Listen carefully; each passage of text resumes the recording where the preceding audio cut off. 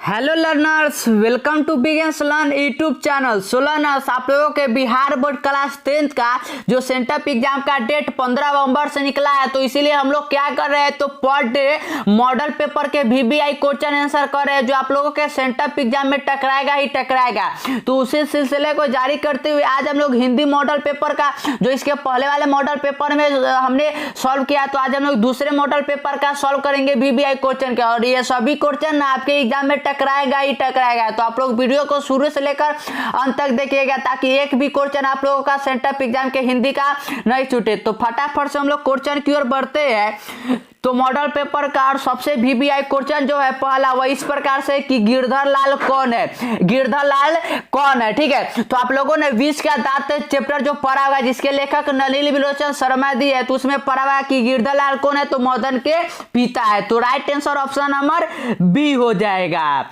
Question number 2 की ओर बढ़ते तो क्वेश्चन नंबर 2 में दिया हुआ है कि खोखा का क्या नाम है, मतलब खोखा जिसे हम लोग कहते हैं विष के दांत में, उसका असली नाम क्या है। क्या कीसु है, क्या कुसु है, क्या कासु है या क्या केसु है। तो उसका जो असली नाम था वो क्या था, तो वो था कासु। क्या था, तो कासु। आप लोग इसे याद रखिएगा, ये बहुत ही VBI है।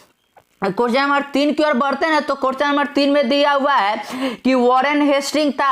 वॉरेन हेस्टिंग क्या था, भारत का गवर्नर जनरल या फारस का राजा या महान दार्शनिक या प्रसिद्ध समाज सुधारक था।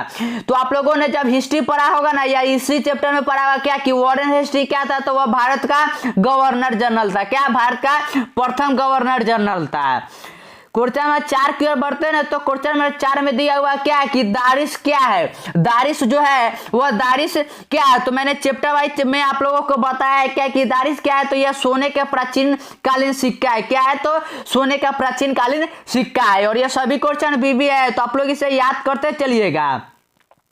क्वेश्चन नंबर 5 की ओर बढ़ते हैं तो क्वेश्चन नंबर 5 तो बहुत ही VBI है। क्या है कि नाखून क्यों बढ़ते हैं कि निबंधकार कौन है, और इजी भी है और VBI है। ठीक है, ये तो चैप्टर का सीधा नाम ही पूछ लेगा कि लेखक का नाम। तो नाखून क्यों बढ़ते हैं कि लेखक कौन है, तो आप लोगों ने पढ़ा हुआ कि आचार्य हजारी प्रसाद द्विवेदी जी है। अगर पूछे कि नाखून क्यों बढ़ते हैं, यह सवाल किसने पूछा था, तो उनकी पुत्री ने पूछा था। ठीक है, आप लोग याद रखिएगा। और यह भी याद रखिएगा कि नाखून क्यों बढ़ते क्या है, तो यह एक ललित निबंध है। क्वेश्चन नंबर 6 की ओर बढ़ते हैं तो क्वेश्चन नंबर 6 भी ये तो ट्रिकी क्वेश्चन, मतलब इजी है कि बहादुर का पूरा नाम क्या है। ये बहुत इजी क्वेश्चन है, इसका आंसर तो आप लोगों को मालूम होना चाहिए। बहादुर का पूरा नाम क्या है, तो दिल बहादुर है। तो right answer option number D हो जाएगा। क्वेश्चन नंबर 7 की ओर बढ़ते हैं तो क्वेश्चन 7 में दिया हुआ है क्या कि भारत सौभाग्य किनका प्रसिद्ध नाटक है। भारत सौभाग्य जो एक नाटक है, इन्हें मतलब ये किनका नाटक है, क्या कुंवर नारायण का है, क्या प्रेमगन का है, क्या अनामिका का है, या जीवनानंद दास का है। तो भारत सौभाग्य जो ये प्रसिद्ध नाटक है ना, यह है प्रेमगन जी का। किसका है, तो प्रेमगन का। तो right answer option number B हो जाएगा। आप लोग ना इसे याद कर लीजिएगा, ये हो सकता है कि आपके सेंटअप एग्जाम और फाइनल एग्जाम में मिल जाए। क्वेश्चन नंबर 8 की ओर बढ़ते हैं तो क्वेश्चन नंबर 8 में क्या है कि पंडित बिरजू महाराजा किस कला से संबंधित है। पंडित बिरजू महाराज जीत मैं निखरा, तुम आप लोगों ने चैप्टर पढ़ा होगा ना, तो वही पूछ रहा है कि बिरजू महाराजा किस कला से संबंधित है। तो आप लोगों ने पढ़ा होगा क्या कि वह नृत्य कला से संबंधित है। तो right answer option number B हो जाएगा।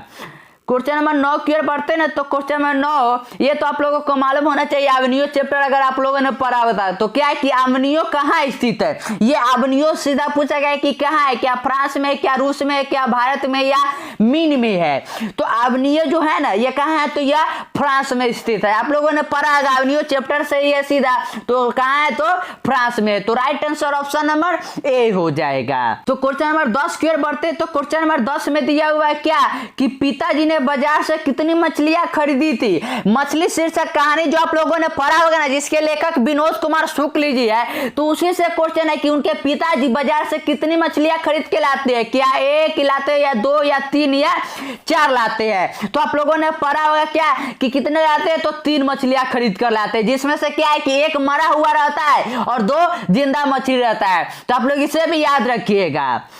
क्वेश्चन नंबर 11 की ओर बढ़ते हैं। क्वेश्चन नंबर 11 में पूछा गया है कि बिस्मिल्लाह का प्रसिद्ध है ... मतलब क्या, ये तो बहुत ही इजी क्वेश्चन है। ऐसा क्वेश्चन तो आप लोगों को छोड़ना ही नहीं। बिस्मिल्लाह का किसमें प्रसिद्ध है, तो वह शहनाई वादक थे। क्या, तो शहनाई वादक में। तो right answer option number D हो जाएगा। क्वेश्चन नंबर 12 की ओर बढ़ते ना, तो क्वेश्चन नंबर 12 में दिया हुआ है और ये बहुत ही बीबीआई क्वेश्चन है, आप लोग इसे याद रखिएगा कि गांधी जी को महात्मा की उपाधि किसने दिया था। हम लोग कहते हैं ना कि महात्मा गांधी जी, तो महात्मा की जो उपाधि है वह गांधी जी को किसने दिया था। तो महात्मा की जो उपाधि है ना, जब हमारे यहाँ गांधी जी आते हैं चंपारण सत्याग्रह करने तीन कठिया प्रणाली वाले में, तो उसी समय जब यह आंदोलन समाप्त होता है ना, तो रविंद्रनाथ टैगोर जी है ना कि गांधी जी को महात्मा की उपाधि देते हैं। तो right answer option number B हो जाएगा, रविंद्रनाथ ठाकुर। क्वेश्चन नंबर 13 की ओर बढ़ते हैं, तो क्वेश्चन नंबर 13 में दिया हुआ क्या कि पंडित बिरजू महाराजा किस लड़के को डांस सिखाते थे। यानी जो जीत जीत में निखरत पाठ में पंडित बिरजू महाराज जी का साक्षात्कार है, तो पूछ रहा है कि बिरजू महाराज जी किस लड़के को डांस सिखाते थे। क्या राधे श्याम को, या गौरी शंकर को, या सीताराम को, या राधा मोहन बागला को। तो वह किसे सिखाते थे, तो वह जो डांस सिखाते थे ना, वह सिखाते थे सीताराम बागला को। तो right answer option number C हो जाएगा। क्वेश्चन नंबर 14 की ओर बढ़ते हैं ना, तो क्वेश्चन नंबर 14 में दिया हुआ क्या कि इनमें कौन पंडित बिरजू महाराजा की शिष्या नहीं थी। अब पूछा गया है क्या कि इन चारों में से वह कौन सी लड़की है जो पंडित बिरजू महाराजा जी की शिष्या नहीं थी। ठीक है, तो इन चारों में से जो पंडित बिरजू महाराज जी की शिष्या नहीं थी ना, वह थी अनुराधा। अनुराधा है ना, सो बिरजू महाराज जी की शिष्या नहीं थी। तो right answer option number D हो जाएगा। और ऐसा क्वेश्चन आपके एग्जाम में पूछा जाता है, तो आप लोग इसे याद रखिएगा। क्वेश्चन नंबर 15 की ओर बढ़ते हैं, तो क्वेश्चन नंबर 15 ये तो बीबीआई क्वेश्चन है। ला सूत्रज जो है ना, ये आप लोगों से हर एक पूछा जाता है कि ला शत्रुज क्या है। ला शत्रुज क्या है, तो ला शत्रुज जो है ना, ये क्या है, तो मैं आप लोगों को बता दूं कि यह एक ईसाई मठ है। क्या है, ईसाई मठ है। आप लोग इसे याद करते चलेगा, क्योंकि आप लोगों का सेंटर एग्जाम आज 1 तारीख हो गया और बस 14 दिन ही बचे हुए। ठीक है, तो आप लोग इसे याद करते चलिएगा। और सभी क्वेश्चन का मैं, सभी चैप्टर का मैं बीबीआई क्वेश्चन डील करवा रहा हूं, और वायरल प्रश्न का जो होता है ना आंसर की, वो सबसे पहले यहीं पर मिलेगा। तो अगर आप लोग चैनल पे नए हैं तो चैनल को सब्सक्राइब कर लीजिएगा।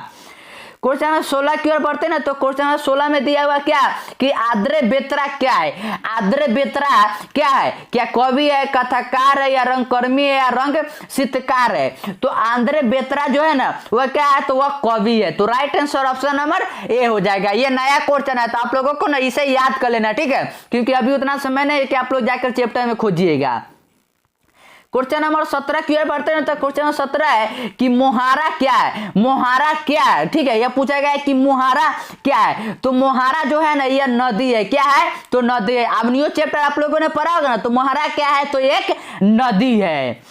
क्वेश्चन नंबर 18 की ओर बढ़ते हैं, तो क्वेश्चन नंबर 18 में दिया हुआ कि कहानीकार के छोटे भाई का नाम क्या है। कहानीकार यानी कि जो मछली चैप्टर आप लोगों ने पढ़ा होगा, तो विनोद कुमार शुक्ल जी लेखक है, तो वही पूछ रहा है कि विनोद कुमार शुक्ल जी के छोटे भाई का नाम क्या है। क्या भग्गू है, क्या जग्गू है, क्या सत्तू है, या दीनू है। तो विनोद कुमार शुक्ल जी के छोटे भाई का जो नाम है ना, वह है संतू। क्या है, तो संतू है। और भग्गू जो है ना, वह भग्गू नौकर है उनका। तो आप लोग इसे भी याद रखिएगा। क्वेश्चन नंबर 19 की ओर बढ़ते हैं, तो क्वेश्चन नंबर 19 में क्या कि अज्ञे का पूरा नाम है। अज्ञे का पूरा नाम क्या है, ऐसा क्वेश्चन पूछा जाता है। ठीक है, तो अज्ञे का जो पूरा नाम है वह है सच्चिदानंद हीरानंद वास्यायन अज्ञे। तो राइट आंसर ऑप्शन नंबर कौन सा आ जाएगा, तो ऑप्शन नंबर सी हो जाएगा, सच्चिदानंद हीरानंद वास्यायन अज्ञे। क्वेश्चन नंबर 20 की ओर बढ़ते हैं, तो क्वेश्चन नंबर 20 में कि कुंवर नारायण ने बूढ़ा चौकीदार किसे कहा है। ठीक है, कुंवर नारायण ने बूढ़ा चौकीदार किसे कहा है। तो ये तो बहुत ही सिंपल है। एक वृक्ष की जो आप लोगों ने पढ़ा होगा ना कविता, वो उसी से तो रिलेटेड है। तो उसमें क्या था, तो वृक्ष था। तो right answer option number C हो जाएगा, वृक्ष।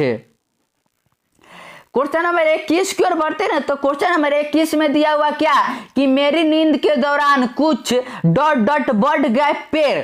मतलब क्या है कि जब मैं सो रहा था, तो उसके दौरान कुछ मतलब कितना इंच बढ़ गया, इंच बढ़ा है कि या मीटर में या सेंटीमीटर में, यही डॉट डॉट के स्थान पर ना आप लोगों को भरना है। ठीक है, तो कितना बढ़ जाता है, तो वह इंच में बढ़ जाता है। तो right answer option number B हो जाएगा कि इंच बढ़ गए पेड़।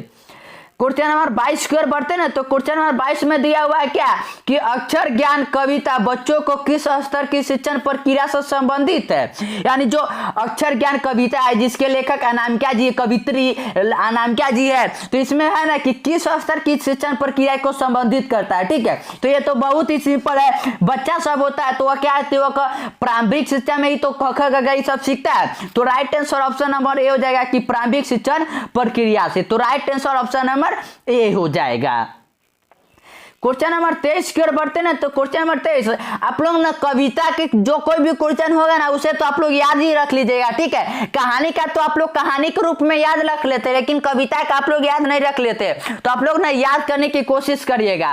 23 में क्या है कि लौटकर रंगा फिर कविता में कवि एक बार फिर कहाँ आने की लालच व्यक्त करता है। मतलब कि जो ये लौटकर आऊंगा फिर जीवनानंद जी का है ना ये कविता, तो इसमें पूछा गया है कि उन कहाँ पर व्यक्त, मतलब कि फिर से जन्म लेने की मतलब वो व्यक्त करते हैं लालच, तो वो कहां पे करते हैं, तो आप लोगों ने पढ़ा हुआ कि वह अपने मातृभूमि बंगाल में करते हैं। तो right answer option number D हो जाएगा। क्वेश्चन नंबर 24 की ओर बढ़ते हैं ना, तो क्वेश्चन नंबर 24 में दिया हुआ है क्या कि रेनन मारिया रिल्के द्वारा रचित कविता है। रेनन मारिया रिल्के द्वारा कवि जो है यहाँ पर कौन है, तो ये तो बहुत ही सिंपल है। कौन है, तो ये आप लोगों ने पढ़ा होगा, जो सबसे लास्ट वाला में होता है वही तो होता है। वो कौन है, तो वह मेरे बिना तुम प्रभु। तो right answer option number A हो जाएगा। और लौट कर आऊंगा फिर के कौन है, तो जीवनानंद दास जी है। अक्षर ज्ञान के कौन है, तो क्या है कि अनामिका जी है। और हमारी नींद के कौन है, तो कुंवर नारायण है। तो मैंने चारों का आप लोगों को बता दिया है, तो आप लोग चारों को याद रखिएगा। क्वेश्चन नंबर 25 की ओर बढ़ते हैं, तो क्वेश्चन नंबर 25 में दिया हुआ क्या कि ऋतु मुक्त काव्य धारा के सिरमौर कवि किसे कहा जाता है। ऋतु मुक्त काव्य धारा के सिरमौर कवि किसे कहा जाता है। ठीक है, यही पूछा गया है, क्या बिहारी को, क्या घनानंद को, या पदाकर को, या मोतीराम को कहा जाता है। तो किसे कहा जाता है, तो ऋतु मुक्त काव्य धारा के सिरमौर कवि जो कहा जाता है ना, वो कहा जाता है घनानंद को। तो right answer option number B हो जाएगा। और अगर आप लोगों से पूछा जाए कि घनानंद को किसको सैनिकों द्वारा मारे गए तो आप लोग याद रखिएगा कि नादिर शाह के। किसके, तो नादिर शाह के। आप लोग इसे भी याद रखिएगा। क्वेश्चन नंबर 26 की ओर बढ़ते हैं, तो क्वेश्चन नंबर 26 में दिया हुआ क्या कि घनानंद किस भाषा के कवि है। घनानंद जी जो है वह किस भाषा के कवि थे, तो ये आप लोगों ने पढ़ा कि किस भाषा के थे, तो वह ब्रज भाषा के थे। तो right answer option number B हो जाएगा। क्वेश्चन नंबर 27 की ओर बढ़ते हैं, तो क्वेश्चन नंबर 27 में दिया हुआ क्या कि पंत की किस रचना पर ज्ञानपीठ पुरस्कार प्राप्त हुआ है। मतलब क्या है कि सुमित्रा नंदन पंत जी को ज्ञानपीठ पुरस्कार मिला था, तो वह किस रचना के लिए मिला था। ठीक है, यही पूछा गया है। तो ज्ञानपीठ पुरस्कार जो उन्हें मिला था ना, वह मिला था चित्तबरा के लिए। किस लिए, तो चित्तबरा के लिए। तो right answer option number A हो जाएगा। क्वेश्चन नंबर 28 की ओर बढ़ते हैं, तो क्वेश्चन नंबर 28 में क्या कि भारत माता और शीर्षक प्रगति पंथ के किस काव्य संकलन से लिया गया है। मतलब क्या कि भारत माता जो आप लोगों का कविता दिया हुआ है वह किस काव्य संकलन से लिया गया है। क्या गुंजन से, या ग्राम्या से, या युगवाणी से, या युगांत से लिया गया है। तो यह किससे लिया गया है, तो यह जो लिया गया ना, ये लिया गया ग्राम्या से। किसे, तो ग्राम्या से लिया गया। तो right answer option number B हो जाएगा। क्वेश्चन नंबर 29 की ओर बढ़ते हैं, तो क्वेश्चन नंबर 29 में दिया हुआ क्या कि दिनकर ने कविता में जनतंत्र का दम शीर्षक कविता में दूध मोही शब्द का प्रयोग किसके लिए किया गया है। मतलब क्या है कि जनतंत्र का जन्म जो कविता है जिनके लेखक दिनकर जी है, उसमें पूछा गया कि जो दूध मोहित शब्द का प्रयोग किया गया है वह किसके लिए किया गया है। ठीक है, तो ये जब आप लोगों ने चैप्टर पढ़ा होगा तो आप लोगों ने पढ़ा होगा क्या कि दूध मोही बच्चा जो कहते हैं ना, वह जनता को कहते हैं। क्यों, क्योंकि जनता जो है ना मूर्ख बन जाता है। तो right answer option number D हो जाएगा कि जनता के लिए। क्वेश्चन नंबर 30 की ओर बढ़ते हैं, तो क्वेश्चन नंबर 30 में क्या कि सुमित्रा नंदन पंत के अनुसार भारत माता किसकी मूर्ति है। सुमित्रा नंदन पंत के अनुसार भारत माता जो है वह किसकी मूर्ति है। ठीक है, यही पूछा गया है। तो वह किसकी मूर्ति है, तो वह है उदास माटी की। किसकी है, तो उदास माटी की। आप लोग इसे याद रखिएगा। क्वेश्चन नंबर 31 की ओर पढ़ते ना तो ये तो बहुत ही बीबीआई है। क्या ना कि नलिनी विलोचन शर्मा जी का जन्म और उनका जन्म स्थान जो है ना ये बार बार पूछा जाता है कि नलिनी विलोचन शर्मा का जन्म कि मतलब ईस्वी में हुआ, मतलब कोई कौन से ईयर में हुआ था, उनका स्थान भी पूछा जाता है। ठीक है, तो नलिनी विलोचन शर्मा जी का जो जन्म हुआ था ना यह हुआ था 1916 में। कहाँ? तो 1916 में हुआ था। और कहाँ पर हुआ था? तो पटना में हुआ था। ठीक है, आप लोग इसे याद रखिएगा। क्वेश्चन नंबर 32 की ओर पढ़ते ना तो क्वेश्चन नंबर 32 में दिया क्या कि हिंदी के आदि कवि है। इसे तो आप लोग बीबीआई की श्रेणी में रखिए। ये क्वेश्चन आपके एग्जाम में टकराएगा ही टकराएगा कि हिंदी के आदि कवि कौन है। तो हिंदी के जो आदि कवि है ना वह कौन है? तो वह है चंद्रब दाई। कौन है? तो चंद्रब दाई। कौन है? तो चंद्रब दाई। क्वेश्चन नंबर 33 की ओर बढ़ते ना तो क्वेश्चन नंबर 33 में दिया हुआ क्या कि सावरदैया डॉट डॉट भाषा के सफल कहानीकार है। यानी क्या है कि सावरदैया जो है यह मतलब किस भाषा में सफल कहानीकार है। ठीक है, यही पूछा गया है। क्या हिंदी में है, क्या मराठी में, या गुजराती में, या राजस्थानी में। तो आप लोग चैप्टर के स्टार्टिंग में ही पढ़े हुए हैं क्या कि सावरदैया क्या है कि यह राजस्थानी के है। तो right answer option number D हो जाएगा। और आप लोग इन सभी को याद रख और याद नहीं है तो आप लोग याद करते चलिएगा क्योंकि आपके सेंटर एग्जाम और फाइनल एग्जाम में टकराएगा ही टकराएगा। क्वेश्चन नंबर 34 की ओर बढ़ते ना तो क्वेश्चन नंबर 34 में क्या है कि साहित्य के निर्माण में प्रतिभाशाली मनुष्यों की डॉट डॉट भूमिका क्या है? नगण्य है, निर्णायक है, नकारात्मक है, या इनमें से कोई नहीं है। तो साहित्य के निर्माण में प्रतिभाशाली मनुष्य की जो मतलब भूमिका है ना वह कैसा भूमिका है? तो वह निर्णायक भूमिका है। कैसा है? तो निर्णायक भूमिका है।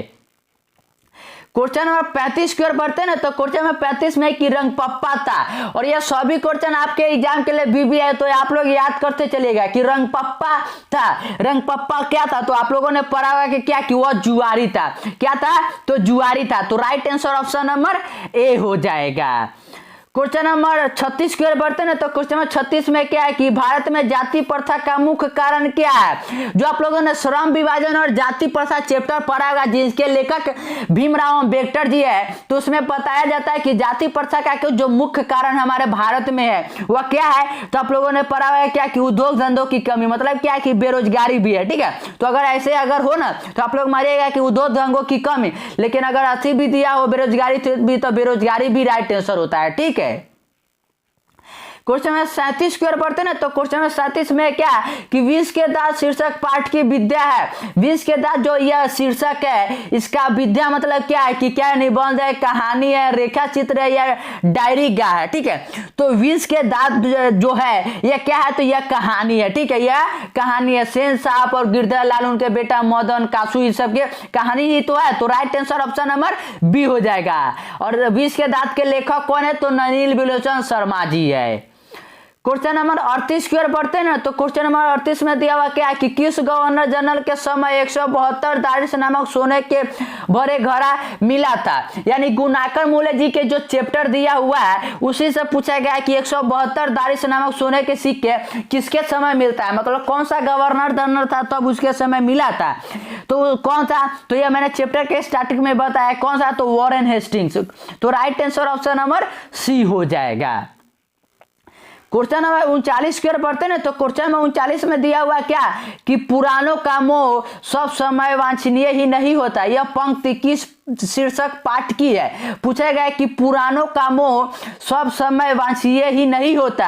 यह पंक्ति किस शीर्षक पाठ की है? ठीक है, तो यह जो शीर्षक है ना यह किस पाठ की है? तो यह है नाखून क्यों बढ़ते हैं के। नाखून क्यों बढ़ते हैं के। और नाखून क्यों बढ़ते हैं के लेखक कौन है? तो हजारी प्रसाद द्विवेदी जी है। बहादुर के लेखक कौन है? तो अमरकांत जी है। मछली के लेखक कौन है? तो विनोद कुमार शुक्ल जी है। और नागरी लिपि के लेखक कौन है? तो गुनाकर मूले जी है। मैंने चारों को बता दिया तो आप लोग चारों के लेखक को भी याद रखिएगा। क्वेश्चन में 40 की ओर बढ़ते ना तो क्वेश्चन में 40 में क्या है कि मछली किस प्रकार की कहानी है। जो मछली कहानी है जिसके लेखक विनोद कुमार शुक्ल जी है, तो यह किस प्रकार का कहानी है? क्या मनोवैज्ञानिक है, क्या सामाजिक है, क्या ऐतिहासिक है, या सांस्कृतिक है। तो मछली जो है जब आप लोग पढ़िएगा तो इसमें क्या है कि इसमें उनकी दीदी को क्या है कि घर में बंद रखा जाता है, मतलब कि पूरा आती है ना, तो यह मनोवैज्ञानिक है। क्या है कि मनोवैज्ञानिक है। तो right answer option number A हो जाएगा। क्वेश्चन नंबर 41 की ओर बढ़ते हैं। तो क्वेश्चन नंबर 41 में, और ये है ना कि इसका पार्ट 1 है, ठीक है, और इसके पार्ट 2 में क्या है कि जो इसका ग्रामर वाला पोर्शन होता है वो सभी क्वेश्चन, क्योंकि एक सेट में क्या है कि हमने 100 क्वेश्चन को रखा है, ठीक है, तो इसमें हम 50 क्वेश्चन को डील करेंगे और अगले 50 को हम लोग नेक्स्ट वीडियो में कवर करेंगे। तो अगर आप लोग चैनल पे नए हैं ना तो चैनल को सब्सक्राइब कर लीजिएगा, ठीक है, इसके नेक्स्ट पार्ट के लिए। तो क्वेश्चन नंबर 41 में कि मेरा धर्म कैद खाने का धर्म नहीं है, यह पंक्ति किस शीर्षक पाठ की है? मेरा धर्म कैद खाने का धर्म नहीं है, यह जो है ना पंक्ति, यह किस शीर्षक पाठ का है? क्या नौबत खाने में इबादत का है, आवनियों का है, शिक्षा और संस्कृति का है, या जित में निखरतू का है? तो यह किसका है? तो यह है शिक्षा और संस्कृति का। और शिक्षा और संस्कृति के लेखक कौन है? तो महात्मा गांधी जी है। क्वेश्चन नंबर 42 की ओर बढ़ते हैं ना। तो क्वेश्चन नंबर 42 में क्या कि लेखक आवनियों क्या साथ लेकर गए थे? मतलब कि लेखक जो है आवनियों के, वो आवनियों में क्या साथ लेकर गए थे? तो जो आवनियों के लेखक है ना वो क्या है कि वो आवनियों में क्या लेकर गए थे? तो वो लेके गए थे पुस्तक और टाइप। क्या? तो पुस्तक और टाइप। तो right answer option number B हो जाएगा। क्वेश्चन नंबर 43 की ओर बढ़ते हैं ना। तो क्वेश्चन नंबर 43 में दिया हुआ क्या कि किसके बिना प्राणी को मुक्ति नहीं मिलती? किसके बिना है ना वो प्राणी को मुक्ति नहीं मिलता है। तो ये तो बहुत ही सिंपल है, आप लोगों ने ऐसे भी अपने यहाँ पर सुना हुआ क्या कि किसको भी किसी भी प्राणी को मुक्ति नहीं मिलता है अगर गुरु ज्ञान के बिना। क्या कि अगर ज्ञान नहीं रहेगा तो उसको मुक्ति नहीं मिलेगा। तो right answer option number C हो जाएगा। क्वेश्चन नंबर 44 की ओर बढ़ते हैं। तो क्वेश्चन नंबर 44 में दिया हुआ क्या कि सवैया एवं संध के सिद्ध कवि कौन है? सवैया एवं सिंध के सिद्ध कवि कौन है? क्या रसकान है, क्या नाम क्या, या प्रेमगन है, या जीवनानंद दास है? तो सवैया और छंद के जो सिद्ध कवि है ना वह कौन है? तो वह है रसकान। कौन है? रसकान। तो right answer option number A हो जाएगा। और इसे ना आप लोग याद रखिएगा, यह बहुत ही बीबीआई क्वेश्चन है। ऐसा क्वेश्चन आपके एग्जाम में पूछा ही जाता है और हो सकता है कि आपके एग्जाम में ही पूछ लिया जाए। क्वेश्चन नंबर 45 की ओर बढ़ते हैं। तो क्वेश्चन नंबर 45 में दिया हुआ क्या कि रामधारी सिंह दिनकर कहाँ के रहने वाले थे? अगर आप लोग बिहार के रहने वाले तो ये तो आप लोगों को मालूम ही होना चाहिए कि रामधारी सिंह दिनकर कहाँ के रहने वाले हैं? तो यह है बिहार के। तो right answer option number D हो जाएगा। और आप लोगों को ना बताना है कि रामधारी सिंह दिनकर बिहार के तो रहने वाले हैं, लेकिन बिहार के किस जिले के रहने वाले हैं इसका आंसर ना आप लोगों को कमेंट सेक्शन में बताना है। और जो भी इसका आंसर देगा ना मैं उसे दूंगा और कमेंट भी उसे रिप्लाई भी करूंगा। क्वेश्चन में 46 की ओर बढ़ते हैं ना। तो क्वेश्चन में 46 में दिया हुआ क्या कि दिनकर जी कवि के साथ साथ क्या थे? मतलब दिनकर जी कवि के साथ साथ आलोचन भी थे, गद्यकार भी थे, उपन्यासकार भी थे, या संगीतकार भी थे। तो दिनकर जी जो है ना वह कवि के साथ साथ वह क्या थे? तो वह एक गद्यकार भी थे। क्या थे? तो गद्यकार भी थे। तो right answer option number B हो जाएगा। क्वेश्चन 47 की ओर बढ़ते हैं। तो क्वेश्चन 47 तो ये बहुत ही इजी क्वेश्चन है। क्या है कि उगते हुए सूरज का देश किसे कहा जाता है? इसका आंसर तो आप लोगों को मालूम ही होना चाहिए। उगते हुए सूरज का देश किसे कहा जाता है? तो जापान को कहा जाता है, क्योंकि सबसे पहले जो सूरज का रोशनी पड़ता है ना वह जापान में ही पड़ता है। और इसलिए भी कहा जाता है क्योंकि वहां पर परमाणु बम गिराया गया था ना, इसलिए भी हिरोशिमा के चैप्टर से ये रिलेटेड है। तो right answer option number A हो जाएगा। क्वेश्चन नंबर 48 की ओर बढ़ते हैं। तो क्वेश्चन नंबर 48 में क्या कि एक वृक्ष की अच्छा शीर्षक कविता में वृक्ष की सखी डाली किसकी तरह रहती थी? मतलब कि जो यह एक वृक्ष की हत्या कविता मतलब कविता है, इसमें वृक्ष की जो साखी डाली थी वह किसकी तरह रहती थी? तो वह किसका तरह रहता था? तो वह राइफल की तरह। क्या है? राइफल की तरह। तो right answer option number B हो जाएगा।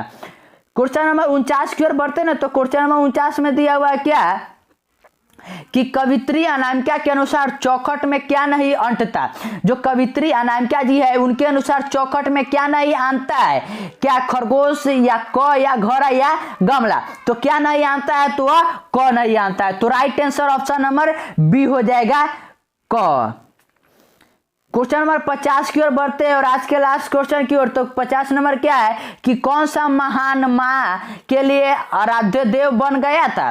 कौन सा है ना सो माँ के लिए आराध्य देव बन गया था? ठीक है, तो कौन बन गया था? तो वह बैसाख बन गया था। तो right answer option number B हो जाएगा। और अगर आप लोग चाहते हैं ना कि इस क्लास का आप लोगों को पीडीएफ चाहिए तो आप लोग है ना टेलीग्राम पर जाकर बिगिनर्स लर्न चैनल को ज्वाइन कर लीजिएगा। और आप लोग अगर चैनल पे नए हैं तो चैनल को सब्सक्राइब कर लीजिएगा।